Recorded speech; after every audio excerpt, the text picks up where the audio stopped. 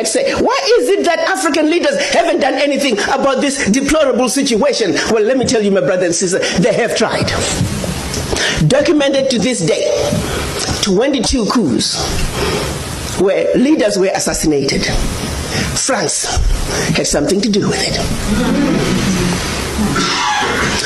The first 7, when they decided they were pulling out of the CFA and that they're going to print their own money, they were assassinated. Every time an African leader has tried to do what's best for their country, they were assassinated. Majority of them aided by France. It's a known fact. And then others, they were just mercenaries who felt that when there was a natural resource discovered in one country, they wanted to create a coup. So while the country is thrown into a civil war, they're siphoning the natural resource.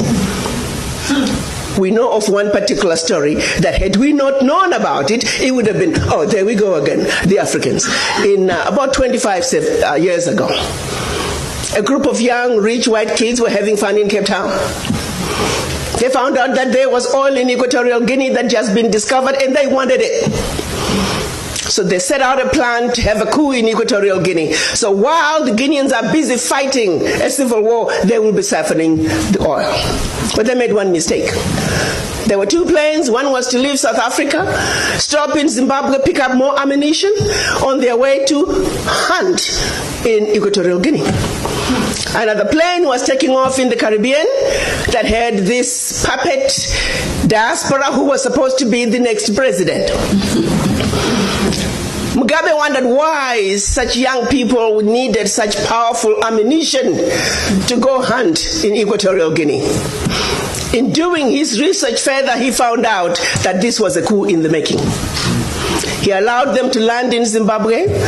They loaded their plane, and just before takeoff, they were all arrested. The ringleader of that group was none other than the son of the former Prime Minister of the United Kingdom, Margaret Thatcher. She had to fly to Zimbabwe and paid handsomely to get her son out. The last one of those prisoners left Zimbabwe about 6-7 years ago. Had these young people succeeded, it would have been another coup. There you go, the Africans again. Such, my brothers and sisters, is the story of your Africa. They don't do coups anymore. They simply create instability. So when you hear of an instability in an African country, ask yourself, what is really going on? Because what they are telling you is really going on is just a shiny object.